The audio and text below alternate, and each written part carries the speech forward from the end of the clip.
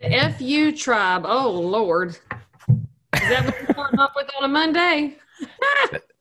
You know what? I actually got flipped off when I was over in the Whole Foods parking lot. I was sitting in my truck and somebody came by in their car and both of them flipped me off. And I was like, y'all don't know if I'm from Florida? Really? It's because they're angry people who spent their whole paycheck on overpriced foods at Whole Foods, and they should have been over at Publix like normal people, but no, or Albertsons if they were saving some money, right?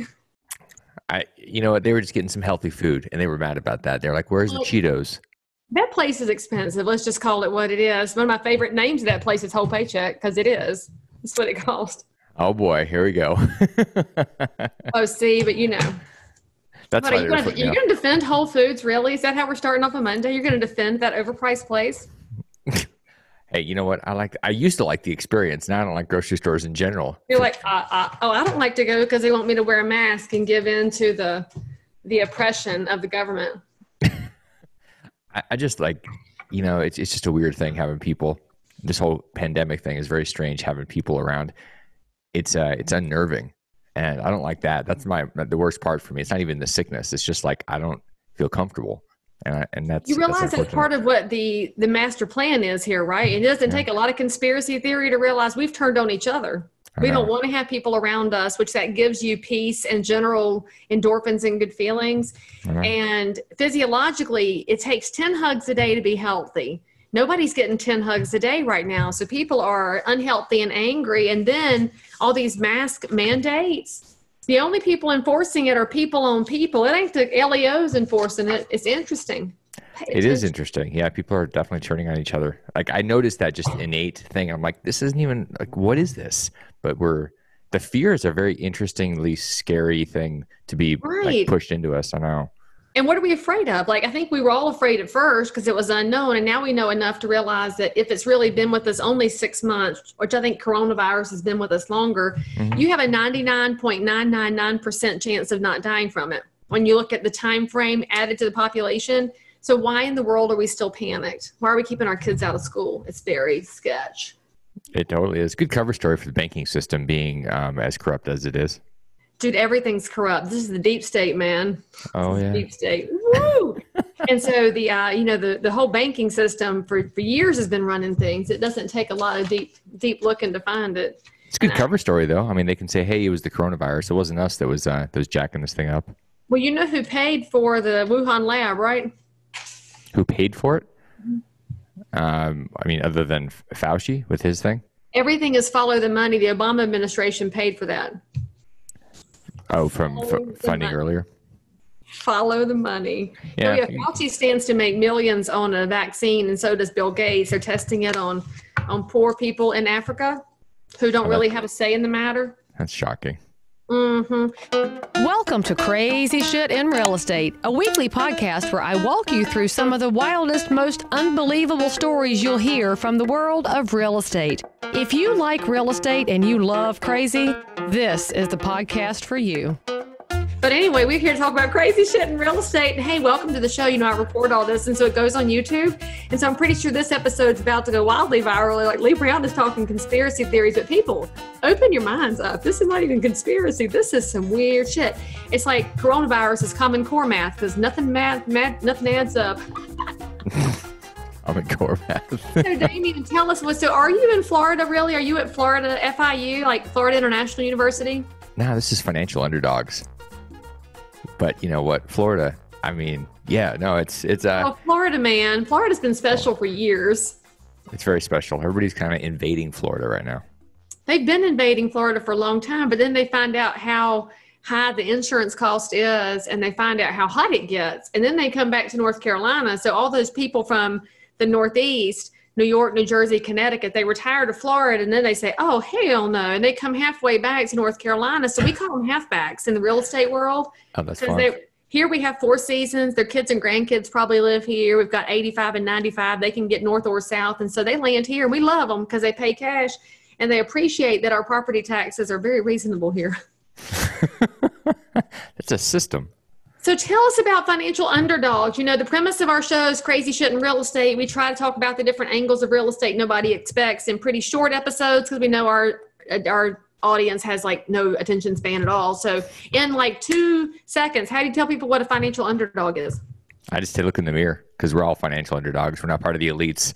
And so we're all fighting the Goliath. And together it's exposing truth. It's about talking about money the way that it should be, and not about the way that people talked about it. Even people that liked us or loved us, you know, they just didn't have the right information, because it's being suppressed. And ultimately, if we have the right information, we have a fighting chance. So financial underdogs is about giving people that information and then giving them hope. All right. So what's your background? How did you land up in this space? Are you real estate by nature, financial by nature? Or are you just a regular person who said, oh, hang on a second? I don't think I'm regular at all. I mean, I've been bucking the system since I started out in Alaska. I mean, that's part of bucking the system when you go up there to hide from the reality of humanity. You watching that show, Win the Wilderness, on Netflix? No, it's probably the one I'm not watching. It's 6 British couples competing to win a mountain in Alaska. Yeah, dude, you'll love it. It's very odd. Anyway, go ahead. So I distracted you. No, we named our own mountains when I was growing up. We had one in the backyard. You know, that was it's what you do, because there's plenty.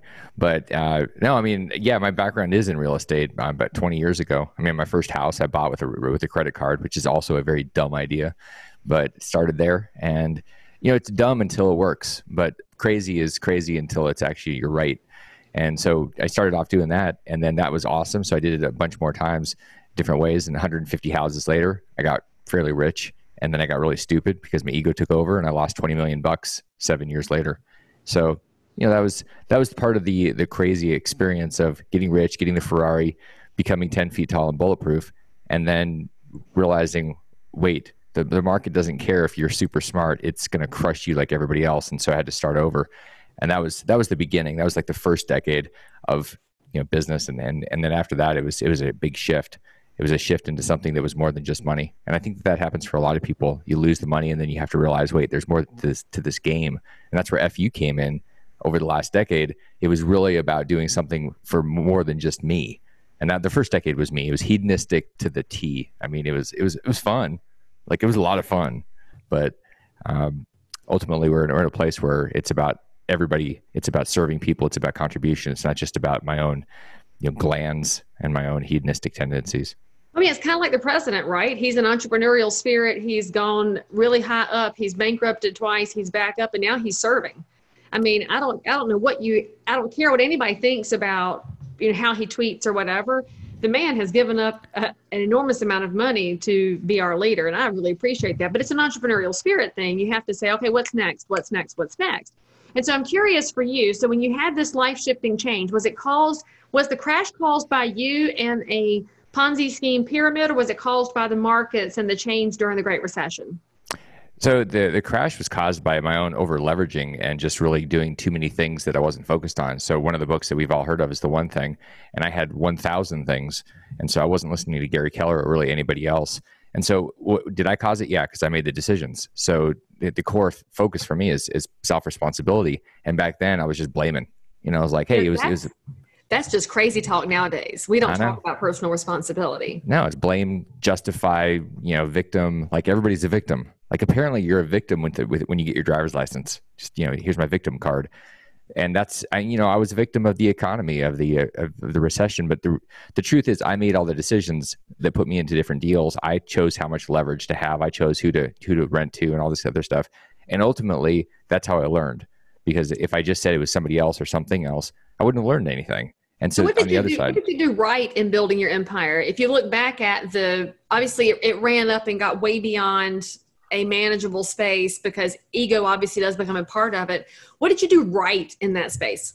I did it. I mean, what I did right is I actually took action and went and did it. It didn't matter if it worked or not, because ultimately there was lessons involved in it. But I mean, the funny thing is you can do it right in your head, but it doesn't really matter. And in reality, I was out there in the mud, in the trenches. People go, well, do you have a degree? Are you an accountant? Are you an attorney? I'm like, more or less. I've done more than most accountants and attorneys will ever do, because I was out there bleeding in the trenches. And that's the difference between somebody. It's like when people say, well, what should I do? I say, go find somebody that's been there and done that. Hire somebody. They're like, oh, coach. And I'm like, well, maybe. But here's the difference. A coach has learned something. A mentor has experienced it. Go find a mentor that can see around the corners, that's balder and grayer. I mean, that's a big difference. And so I've got the balding mentor look going on here now. I mean, that's just, it's a different thing. And that's, I think, incredibly valuable for us to have. You know, our president, you mentioned him, I'm surprised he has any hair. I mean, maybe it's hair, I don't know, but he really has been through a lot of crap. And that's, you know, people don't give people credit for that. And I give him a lot of credit for that.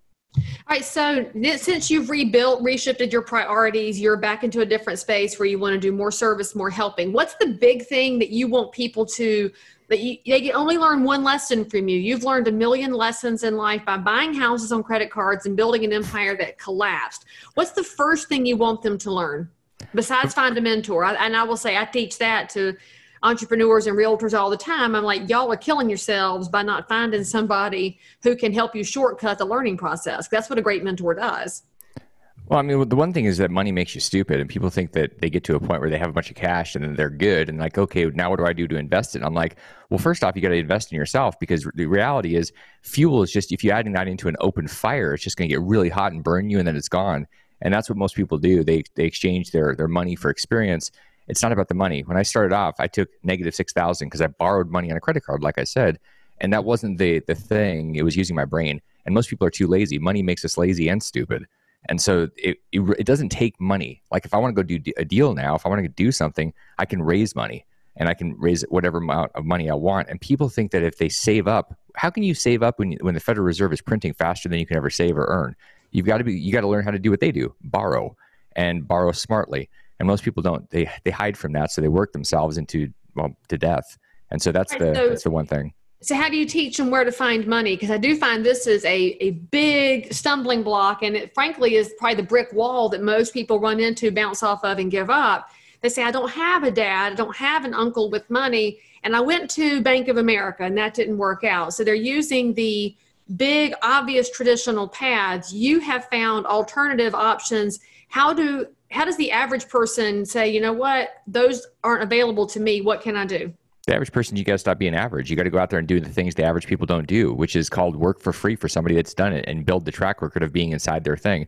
People say, well, I'm going to go borrow, like those traditional things. They don't want to lend you money because you don't have a track record. And the truth is, if you get money from somebody, it's going to be friends, family, or fools that are going to give you money until you have a track record. So how do you get one? You go to somebody and start creating value. You don't say, hey, how can I help you? Because they're like, I'm too busy to figure out how for you to help me. Go create value, make yourself invaluable to somebody else. And then they'll be like, oh, I got to keep you. And then it takes a year or whatever. And you're going to have this background. And then guess what? Money is attracted to you because you actually might have a clue. And so people try to jump past that, the experience, and they go, look, I've got a cool team. Yeah, but you haven't done crap. Go do something, be in the trenches for a while, and stop cheating. Like everybody's read their 4-hour work week and they think, oh, I can raise money, I can do everything. And I'm like, yeah, you're going to go lose money because you don't have a clue what you're doing. And that's not fair. You're not being a good steward of money. You need to go out there and actually cut your teeth on something. And people are happy to have you work for them for free. And people are like, oh my gosh, no, I need a minimum wage. Give me a break. You're a bunch of crybabies. Go out there and do something and earn it. Whoop, whoop, preach, preach, preach. I mean, if your hands aren't calloused at some point in your life, you don't really know what hard work is. And I know that people will argue with me about that because they're like, oh, not all work takes physical labor, Leigh. Yeah, but people who've done physical labor at some point in their lives look at things entirely differently. And so if you're looking for somebody for whom to work for a year, who do you find? How do you pick them out? What capacity? How do you tell somebody where to get started? Because, you know, for a lot of people, they just don't have the ability to see the first 2 steps. You give them the first 2 steps, they can see the next 20. How do you help somebody in that path? What is your financial university going to get them to go do? Well, I mean, the easiest thing now, there's so many different groups, meetup groups. I just go find, go to a meetup group virtually now. There's a million of them. You can go into one in any state or country in the world and then start listening to figure out, you can figure out pretty fast who's actually doing things and who's talking about doing them. And then the person that's doing something, just start showing up and serving them. And they're going to be like, who are you? Why do you keep showing up? And you're going to be like, because I'm hungry. Like, I'm hungry. I'm like a ravenous dog here. I haven't eaten in 6 months. And they're going to say, okay. And they're just going to keep watching. And so, I mean, really, it's not that hard. Just show up. People go, where do I go? It doesn't matter. Show up somewhere and then leave if it's the wrong place. I mean, people are so afraid of making a mistake because we've been programmed that if you make a mistake, you're a fool. No, you're a fool for not making a mistake. Mistakes don't kill you. They feed you. It's the lessons that grow you. But we've been trained that if you make a mistake, you're a failure, and they throw you out and put you into the dark. And that's just not true. We're also programmed to think that if you make a mistake, cancel culture is going to come get you, and now you're going to be destroyed forever. And that's going to fade, guys. That's really going to fade. And so you just have to persevere through it and realize that 18 people screaming at you on Twitter is not the real world. So tell us what EQRP is, and what does that mean, Damion? EQRP is control of your money. It's taking your money away from Wall Street, giving it to you to be able to do something on Main Street. It's really a shift. It goes back to the whole self-responsibility thing. You can have a 401k or an IRA, and you can blame people for it not working. Oh, Wall Street didn't work. Oh, the market is down. EQRP means if it's going to be up to me. Like, you're going to have the money, your retirement money, in your hands to invest in things like real estate, physical gold, things that actually are real, that are not smoke and mirrors. And ultimately, it's the Ferrari of 401ks. It gives you control of your money so you can actually grow it. And it gives you the chance to do things like real estate versus just stocks, bonds, and fake crap. Well, it's what we call diversification strategy, but too many people think diversification means you own McDonald's stock and Duke Energy stock. That's not diversification. Those are both stock assets, and even owning stocks and bonds is not true diversification. You want to make sure you have a wild mix, because as we've seen in 2020, if there's anything we've learned at all, markets are incredibly volatile when the world is incredibly volatile. And so if you don't like being exposed to everybody else's decisions, like you want some liberty and some freedom? What? Being American, you got to think about real estate as a diversification strategy, because that's your property. But then you have to really pay attention to the property rights and how those conversations go, because outside forces can impact if you have more control over your future. So I got to know, Damion, so you went from having that huge empire with all those houses you built on credit cards. And by the way, a ton of real estate entrepreneurs got their first house on a credit card. They said, I'll take the risk of the high interest rate to get involved in the game, because sometimes taking that risk and paying that extra interest is worth it to start making the building blocks happen. What do you own now? Do you buy single family investment properties? Do you buy multifamily, commercial? What do you buy yourself in a wild market like we're in now? I'm not buying anything right now on purpose, because nothing makes sense to me. So I'm happily holding things. I'm happy to hold things that are real, things like physical gold, things like cryptocurrency, things that actually I can understand. I don't understand how certain asset classes are moving up right now other than manipulation. And quite frankly, I'm happy to be on the sidelines with some of this stuff unless I'm borrowing a lot of money to go buy it. So I'm kind of hanging tight, and that makes me happy. In 2008, or actually before that, 2006, I had made several $1 million by selling a bunch of stuff, and I thought, I'm super smart. So instead of taking a vacation, I went out there and jumped in the market with a bunch of lemmings, and we all got slaughtered together. And so one of my lessons was know when to take a time out and be on the sidelines and go, something is not right here. And what's happening is we have trillions and trillions that are being printed, pushed into a system, and people are like, hey, everything's going up. That's usually a sign that there is about to be a major correction. Could that take 6 months or 6 years? Yeah. But the reality is, it's being patient is not necessarily bad. Having dry powder can be a very powerful thing. And when people are anxious, they go, I got to get my money working. I'm like, yeah, but what if you have half your money working in 6 months because you lost half of it? And they're like, well, no, everything's good. I'm like, well, you're a fool like everybody else that's jumping in. So that's my take on it. Dry powder is speaking my language, because, if I'm invested in anything right now, I'm totally making bulk ammo purchases. But regardless of that, I am keeping a liquid bucket myself, because one thing that I learned during the last recession, I didn't have enough available liquid money to go buy houses to do the foreclosures and flips and make money during a down market, because I wasn't prepped for it. And I've learned that. And I know that a down market will come, because markets are cyclical, right? We don't know when. It's like you said, 6 months, 6 years, who knows? But if you don't have some kind of a liquid resource available, you can't take advantage of it. Being over leveraged is never a great idea, but you do want to figure out the good mix for yourself. And so if somebody wants to find out more about how they can learn about these different things they're not familiar with, if they can learn from you, how do they get up with you besides EQRP.co? There's no M, right? .co? That's right. No, I mean, that's the best thing to do. I mean, ultimately for you or for somebody else, if you have control of your retirement money, that's the biggest chunk for most people, is to have actual control of that. So learning about that so the first thing to do is just text the word EQRP to 72,000 and learn it. I'm going to give you information about it. It's going to be a report and my book. So start there. And if you want to have a dialogue with me, send me a human message on LinkedIn, because realistically, nobody wants to listen to a robot. And if you cut and paste, I'm going to delete you. So that's not my cancel culture. That's delete culture. Send me a real message and I'm totally going to help, because I want to see people free. That's my mission, to free 1 million people from financial bondage. And so I'm willing to help. I want to help. I'm glad you guys are watching and listening to this. And, it's up to you. It's nobody else is going to do it for you. I know the socialists say that, hey, we're all in this together. And hey, let's, and what's yours is mine and what's mine is mine. I'm sorry. You know what? Let's go do this together. No, they just want to take control of everything so they can have the power at the top. Y'all make no mistake about that. If anybody promises you free anything, there's always a cost. The only thing that's really free is when somebody else is giving you access to their experience and information so you can take it, learn from it, and grow. That's a different kind of free than the carrot on the end of the stick. And never, ever forget that where there's a carrot, there's a stick. And that's what Damion's talking about here. There's a way to free yourself and to think differently. It's just going to cause you to maybe have your stomach hurt a little bit, learn a few things, and grow in a different way that your friends and neighbors may not know about, but then they'll want to be just like you 10 years from now. Damion, thank you for bringing your lessons to people and sharing your thoughts. Y'all make sure and reach out to him for information. All of the information to reach him, websites and text codes, LinkedIn, will be in the show notes for this episode, because I know y'all didn't write it down because you're like, holy crap, this is a whole different angle. And yeah, say welcome to Crazy Shit in Real Estate, where we talk about all kinds of rando things in different spaces, so you will think, because you're in charge. It's like Damion said, you're in charge of your upshot. You're also in charge of your failures, but if you don't fail, you didn't do anything. So you may as well do something and see what happens next, right? That's it. And by the way, if you see him at Whole Foods and he's wearing his FU stuff, don't flip him off, but you should ask yourself why you're overpaying for your groceries. I'm guaranteed to get some ads for that and some ugly comments, because, you know, nobody likes to realize he paid too much. But, you know, Aldi, y'all, Lidl, Food Line, you know, Food City, there's other places to get your groceries. And see, I just slap it on you, Damion, for you were at Whole Foods too. But anyway, thank you for coming on the show, and thank you for being so honest about things that went right and things that went wrong and how you make that shift, because that's a big part of the human experience, isn't it? It is. It's about owning your experience. And even when it's terrible and you go, I didn't cause the hurricane or the really big trauma, it's about owning how you interpret it. Once you do that, then you start to set yourself free and break those shackles off yourself.